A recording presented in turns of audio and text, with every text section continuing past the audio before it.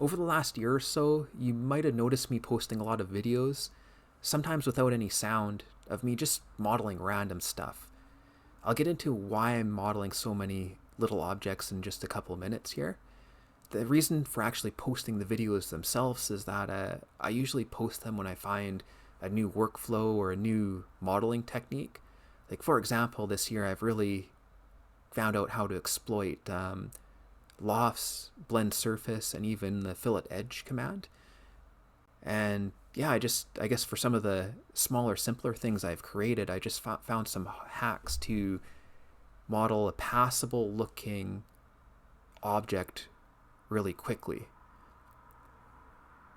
The reason I post those videos without sound is because it takes way less time to just not have to edit something and just speed up the video in the editor and export it and just upload it to YouTube. This time I wanted to do a step-by-step tutorial, but I kind of blew it. I got carried away with the rendering.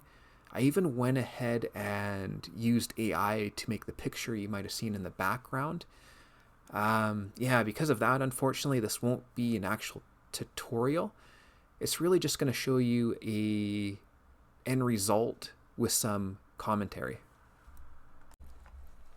One major barrier for me in Rhino is, I guess, what I call soft objects or plush objects.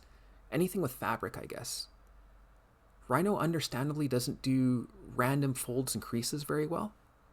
It does do uniform stuff extremely well. So like footwear, handbags, anything with well-defined surfaces, stuff like that works awesome in Rhino. To model something like, say, a baggy shirt draped over a person, Rhino probably isn't the right program for that. Blender's the first thing that comes to mind because it's so popular right now. I wonder if it would be possible in Grasshopper, but Grasshopper's been around forever and nobody's created anything yet, so I'm not expecting anything to appear anytime soon. Now, the stuff you see me doing in Rhino relating to soft objects, I bet someone could do it faster and better in Blender, but I already know how to use Rhino, so I'm just trying to get the most out of it in a reasonable amount of time. And for what I need to model, I don't think it's worth investing the time and energy to learn another program. I think what I create is going to look good enough, and truth be told, if I really need something like a messy bed modeled, I'd probably just outsource it to a Blender user. I don't think I'd be able to afford to outsource absolutely everything that has textiles or soft objects to Blender users. So for now, just passable shapes that are only slightly irregular, pillows, including throw pillows, I think that's what they're called, couch cushions, and of course the bed's comforter. I think all these objects are going to look good enough with the techniques I've developed creating some of these objects. Overall, the bed turned out pretty good. The one thing I really don't like is, I guess, the back left corner of the comforter. But maybe I can make a live video of me modeling the comforter using a similar process that I did, but maybe just taking a bit more time. And hopefully that version turns out better than this one. But for now, I think I'm just going to leave this model as is and maybe try to improve it at a later date, one piece at a time. Yeah, so truth be told, I'm actually struggling for models in Rhino. That's why you see me doing so much modeling these days, and I figure, yeah, if I'm going to do all this modeling, I might as well upload stuff. But yeah, recently I tried to do a kitchen scene, and I had to manually model every single appliance, and I just had to give up on it, unfortunately. So me, at least, unless I have access to good, clean Rhino models, I'm not going to be able to do ArcViz competitively. You might be wondering why I don't just download the free models available online.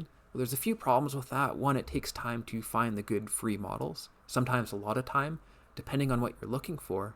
And then even if the creator's done a really good job on the model, it's probably not, they probably weren't thinking or prioritizing it being imported into Rhino. So you're going to import it.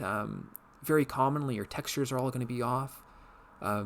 Even worse, you might have to download new textures because you'll never get the textures to look good in Rhino. And then you might spend time patching meshes and remodeling small little knobs and other components. I've done this and realized I've put in like 2, 3, 4 hours trying to fix one of these things when I could have just spent like 1 or 2 extra hours more and had a nice, clean Rhino model that would always look good in cycles. So yeah, and then I've downloaded or I've paid for models, and those ended up being some of the worst ones I'd ever used.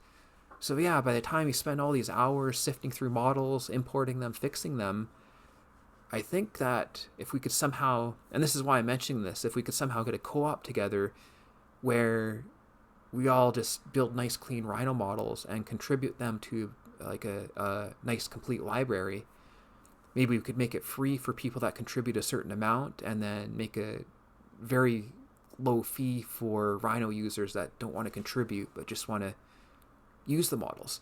But yeah, it might be another dead end as far as me and Rhino goes, but I'd really like to try and make Rhino more competitive in our viz space, especially for those of us trying to use Rhino and only Rhino, just Rhino and cycles, right?